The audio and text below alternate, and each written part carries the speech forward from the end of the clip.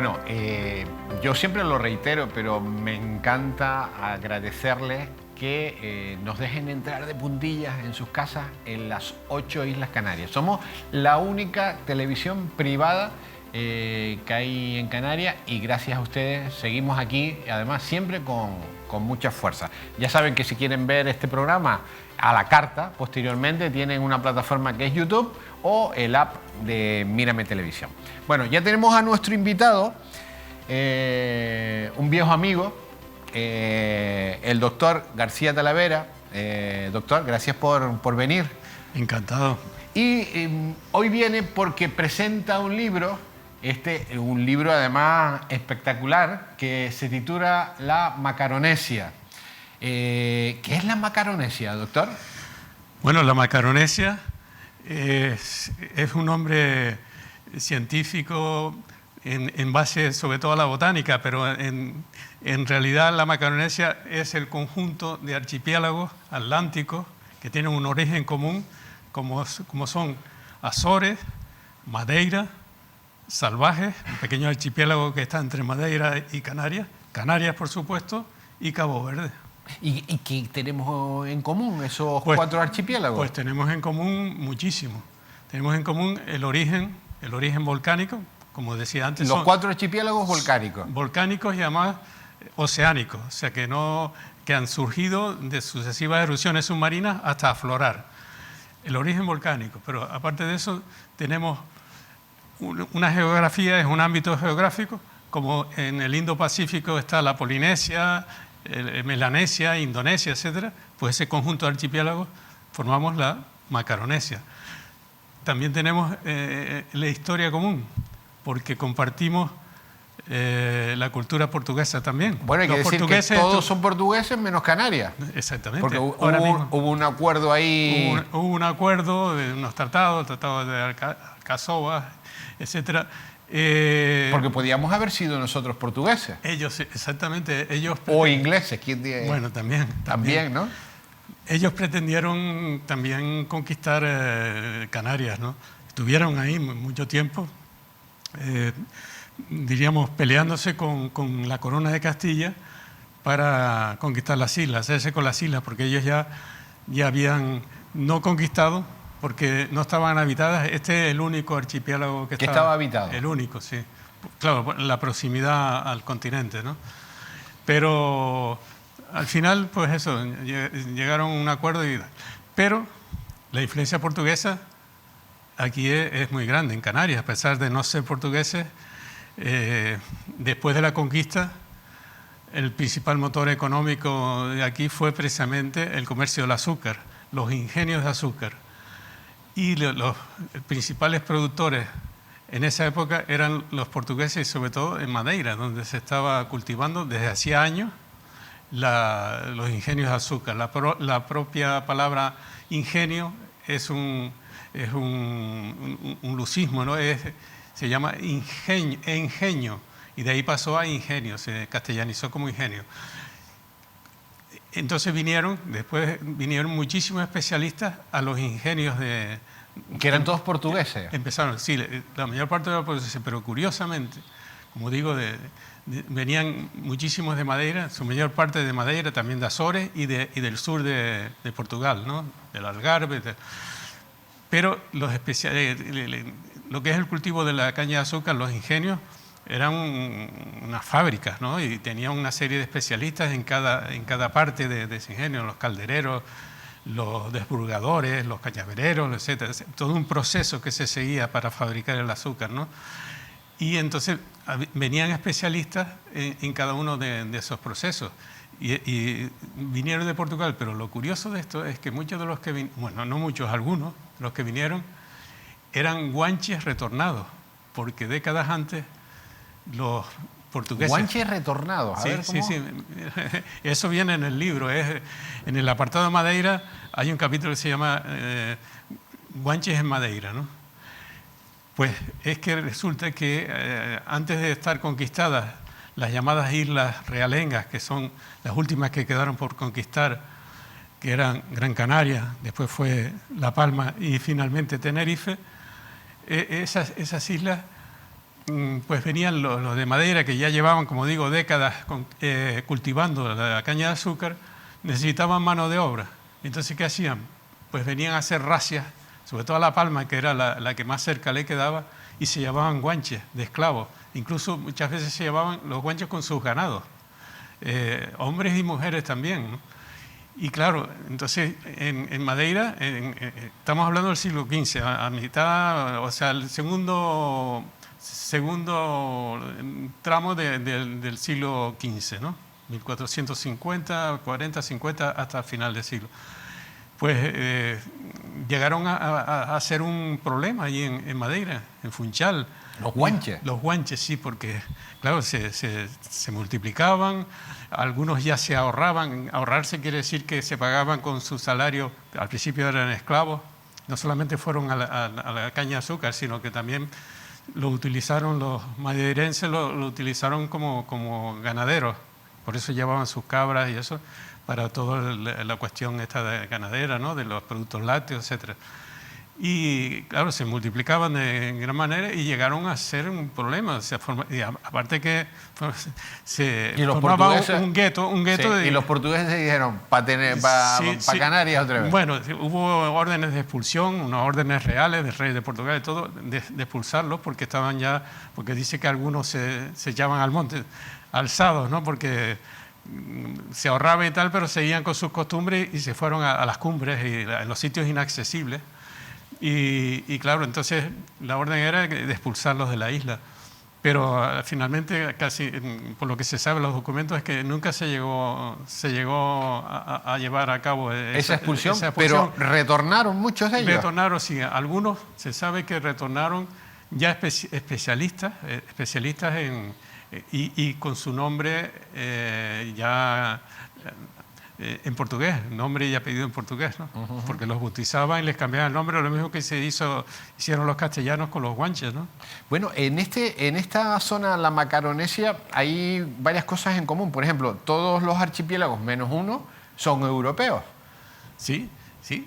Y bueno, al final el último capítulo es precisamente la Macaronesia del futuro, en la que yo abogo, y yo desde hace tiempo estoy interesado en este tema, de que ya que formamos un conjunto de archipiélagos, una entidad, aparte que pertenecemos o formamos o nos conocen como regiones ultraperiféricas de Europa. Faltaría Cabo Verde. Faltaría Cabo Verde. O sea, que propone, doctor, que Cabo Verde entre en la Unión Europea, así de puntilla. No, eso no. Pero que haya un acuerdo comercial también de todos los archipiélagos de Macaronesia, ya que Cabo Verde también está ligado a Portugal. Fue una colonia portuguesa hasta los años 70, el 75 creo que fue la independencia. Entonces, formamos un conjunto, una entidad geográfica muy importante, porque la situación geoestratégica que tenemos es importantísima. Aparte, aprovechando que pertenecemos a la Unión Europea todos, menos Cabo Verde, pues aprovechar esa situación geoestratégica importantísima, porque somos un nudo de comunicaciones. Por ejemplo, Canarias está muy próxima a África, Cabo Verde está próxima a África, pero también a América, ya tenemos cubierto la parte americana. Madeira está, junto con Canarias, sería la Macaronesia central, también está más cerca de África que de Europa, que de Portugal, y Cabo Verde, Azores, y Azores, por el norte, cubriría todo el flanco de Europa y Norteamérica. De hecho, la migración principal azoreana es en Norteamérica, ¿no? Hay muchos en Norteamérica. Hay dos personajes en el libro que son importantes. Uno es Cristóbal Colón y otro es Darwin. ¿Qué tienen que ver?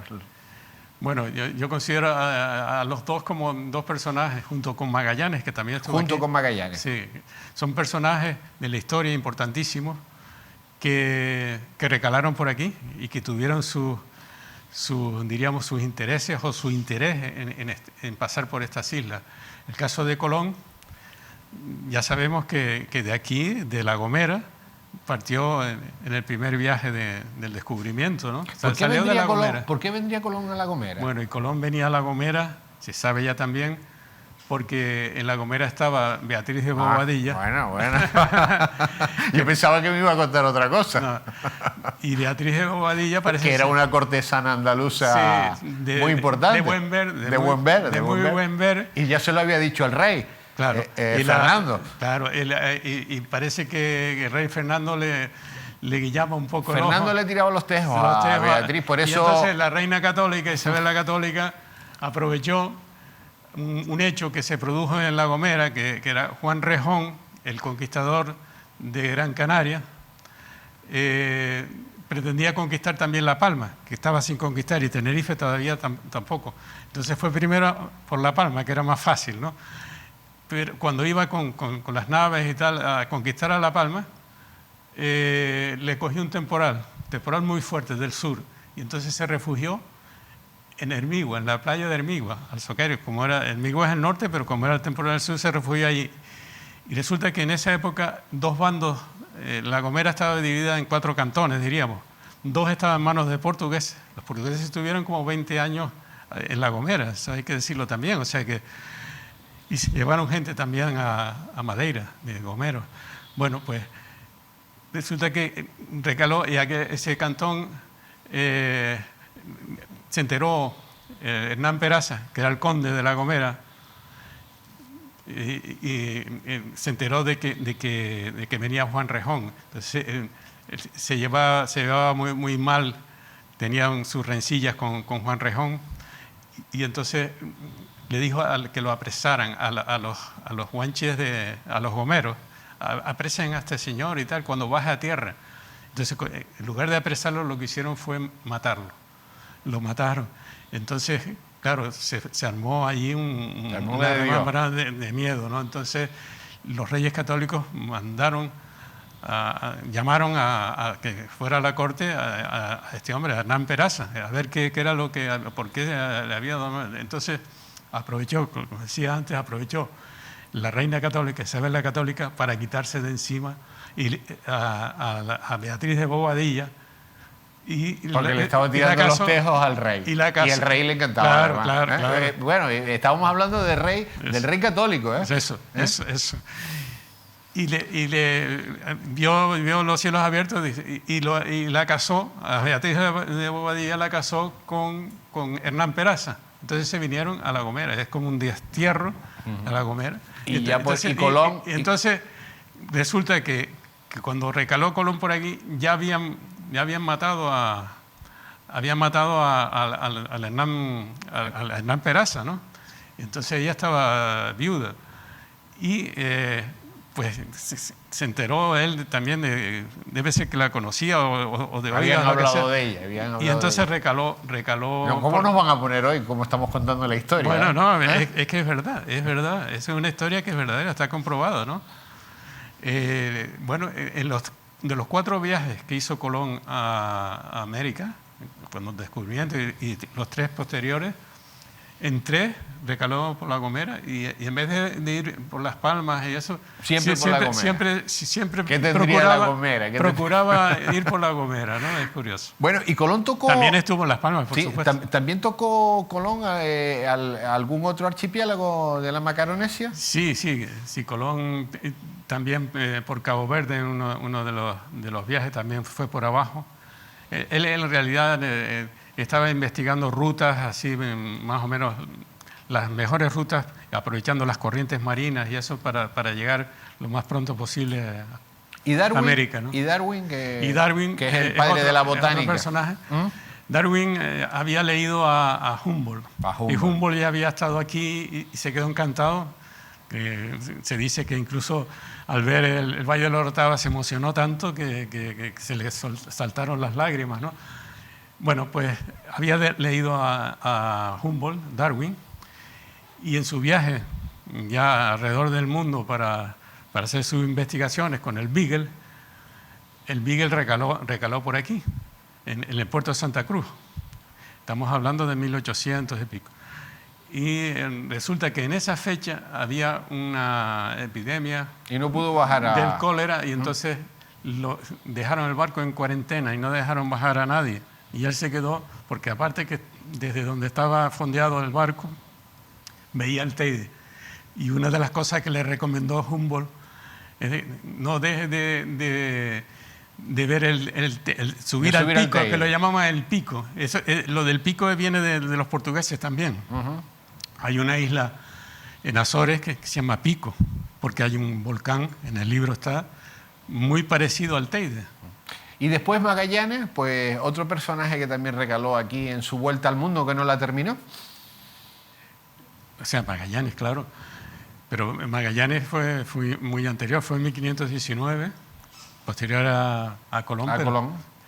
Y bueno, también recaló por aquí porque, claro, y toda la gente que iba tanto a América como los barcos que iban, recalaban y hacían la ruta por África, pues para doblar el Cabo de Buena Esperanza en vez del Cabo de Hornos, pues también, como decía antes, es un nudo geoestratégico. Canarias estamos en una situación y entonces...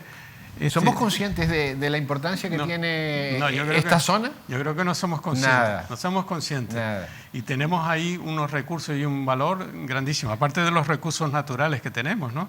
De la pesca, de los recursos marinos que tenemos, no solamente lo de la pesca, sino los fondos marinos. En el subsuelo ya sabemos lo que hay, está estudiado, en los bancos submarinos que hay al sur de Canarias, el Teluro y todas esas cosas, ¿no? En fin, bueno, vamos a seguir hablando Bueno, este libro es en todas las librerías de Canarias, ¿no? Sí, ahora mismo ya está en las principales, ¿no? En las principales librerías está. Este es un segundo libro porque hay uno anterior, lo que pasa es que este es ampliado, ¿no? Sí, esta es una edición ampliada con más de 40 páginas nuevas, sobre todo la parte de la naturaleza, porque el subtítulo es Macaronesia, Naturaleza, Historias y Leyendas. La anterior era Macaronesia, Historias y Leyendas. Tocaba muy poco la parte de la naturaleza y ahí, aparte que es una edición de tapa dura, la otra era tapa blanda, las fotografías, los mapas y los grabados son en color todo y tiene 260 y pico páginas, el otro tenía, como digo, 40 páginas menos.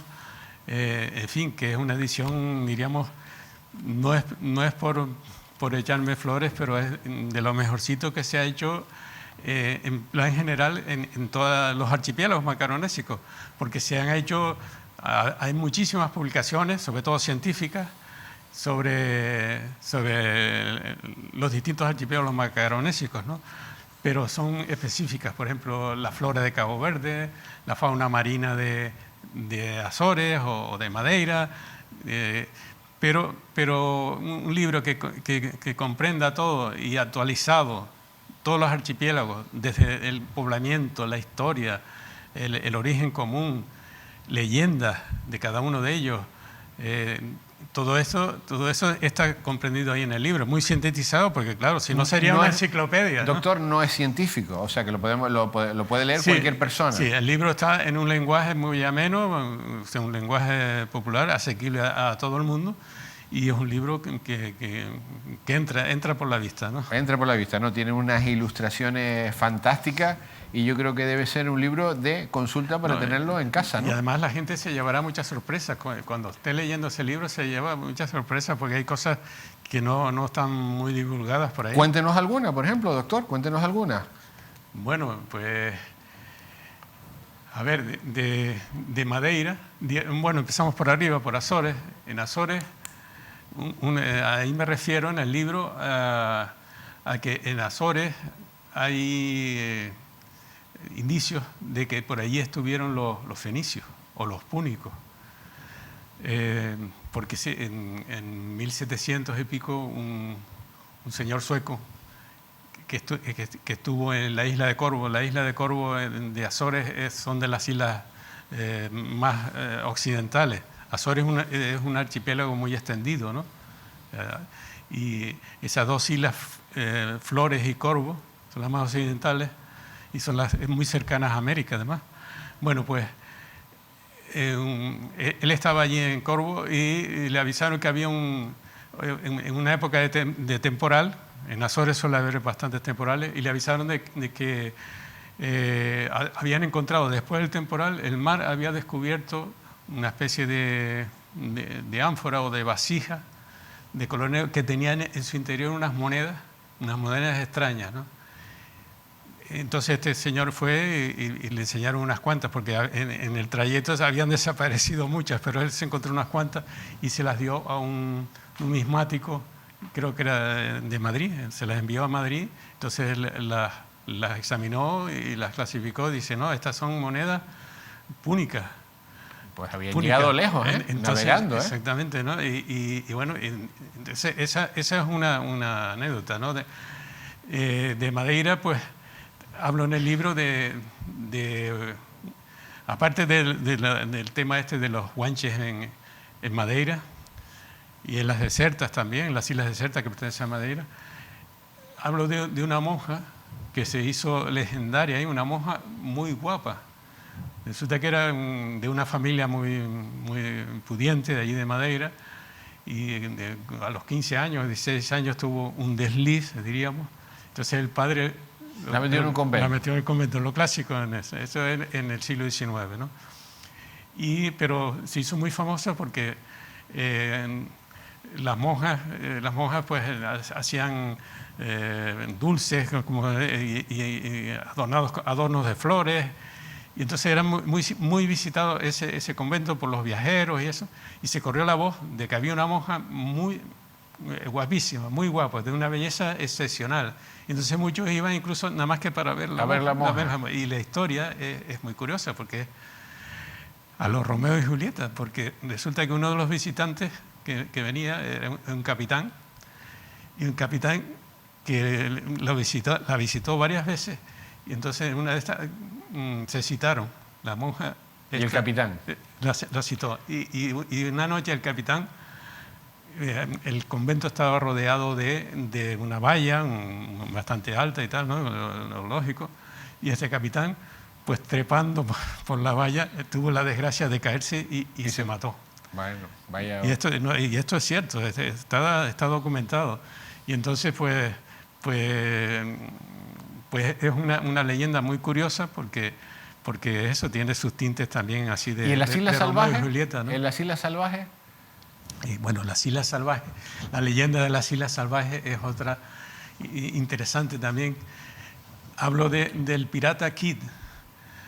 William Kidd era un pirata inglés que regresaba de una de sus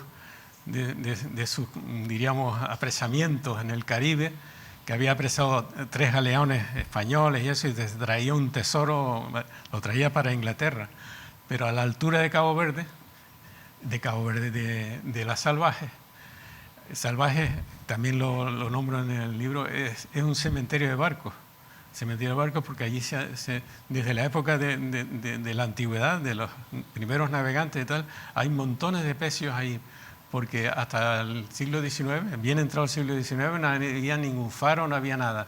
Y son unas islas bastante bajas, y si no hay faro ni nada, y están en la ruta hacia Canarias, y sí, claro, si no calculaban bien, se la daban, ¿no? Bueno, pues al pasar por Azores tuvo la desgracia de naufragar. O sea, naufragó, pero le dio tiempo de enterrar el tesoro y todo eso. Entonces, se sabe, hubo un superviviente que lo rescataron al cabo de una semana o 2 semanas, lo rescataron y lo llevaron a Tenerife, y allí contó la historia. Dice, no, allí el tal, y enterramos un tesoro que traíamos y tal. Y entonces ya esto llegó a Inglaterra y hubo, bueno, expediciones a buscar el tesoro. Expediciones a buscar el tesoro. O sea, doctor, ¿y en Canarias? ¿Qué podemos destacar de Canarias? Bueno, en Canarias hablo de leyendas, pues así curiosas, pues el San Borondón, por supuesto, con todas las expediciones que se han hecho, la gente que lo ha visto. ¿Usted ha visto San Borondón? Yo no he tenido la suerte de ver San Borondón, pero muchísima gente sí, sobre todo en las islas, en el Hierro y en La Palma, y eso sí la ve. Y también eso lo comparten en Madeira. Mucha gente de Madeira también ha visto eso que se ve que es como una especie de espejismo, de reflexión y tal, según las condiciones meteorológicas, ambientales, se puede reflejar alguna de las islas estas y entonces parece una isla perfectamente, ¿no? San Borondón, y también hablo del Garoé, la leyenda del Garoé, que en realidad no es Garoé, sino es Garoe. Es Garoe. Garoe. Sin acento en la E al final. La leyenda Sí, del árbol que le destilaba y todo eso. Que es un árbol, de todas maneras es un árbol mágico, hoy en día todavía. Sí, bueno, no tanto, sabía que era un til, uno de los géneros o especies que hay en la laurisilva, que por cierto la mayor parte de los nombres de la laurisilva compartimos con los portugueses, pues muchísimos. Aparte de eso, pues muchísimos topónimos, nombres de árboles, nombres de peces, pues, el alfonsiño, la fula, de árboles de la laurisilva, pues tenemos el palo blanco, que es pavo branco, aceviño, tenemos muchas cosas en común, barbusano, todo eso son nombres portugueses. Y doctor, ¿y de abajo de Cabo Verde? De Cabo Verde, pues también hablo de los rabelados. ¿Qué son los rabelados? Los rabelados, sí, es curioso. En la isla principal de allí de Cabo Verde, que es Santiago, la isla de Santiago, pues hay la leyenda es de una especie de comunidad étnico-religiosa que, sobre todo de gente, la mayor parte de los caboverdianos pues son negros o mulatos, que se rebelaron un poco contra los portugueses, ¿no? Y sobre todo en el aspecto religioso, porque ellos seguían los que llamaban los padres pretos, que eran los pretos negros, oscuros, ¿no? Seguían una rama muy ortodoxa de la religión católica, ¿no? O cristiana. Y entonces a los portugueses le llegó eso al clero del continente portugués y no le hizo mucha gracia. Entonces enviaron unos padres portugueses para sustituir porque eran además del pueblo, los padres pretos, y que se estaban como rebelando, inculcándoles ideas extrañas, ¿no? De la religión y todo eso. Entonces mandaron esto y no lo aceptaron a esos padres que llegaban, los portugueses, y se fueron a las cumbres y allí fundaron una comunidad y seguían con sus costumbres y tal. Bueno. Y es una historia muy curiosa también. Bueno, todo eso está aquí, en Macaronesia, naturaleza, historia y leyenda del doctor don Francisco García Talavera, que además es un placer reencontrarme con él. El placer es mutuo. Que tenga mucha suerte con... ¿Cuántos libros has escrito en nada? En 3 años. Desde que me jubilé, pues he escrito ya 4 libros. O sea 4 libros. Sí. ¿Y sigue? Sí, bueno, sigo, porque además me divierto, ¿no? O sea que lo bueno de esto es que me divierto. Un día traeremos al doctor a hablar de algo que le encanta, que son los meteoritos. También uno de los libros es precisamente el título es especialista en meteoritos, además. Precisamente uno de esos libros, el título es Meteoritos del Sáhara y cráteres de impacto en Mauritania. Ese tema es un tema... Un día hablamos de los meteoritos, que es, yo creo que uno de los especialistas más importantes que hay en el mundo, el doctor Francisco García Talavera. No tanto, pero sí. Nada. Un placer. Encantado. Y gracias y enhorabuena por este libro. Gracias. Bueno, nosotros hacemos una pequeña pausa y que son muy importantes las pausas porque es la publicidad y la publicidad es lo que mantiene a un medio de comunicación y por lo tanto estamos muy agradecidos a nuestros anunciantes. Y volvemos enseguida.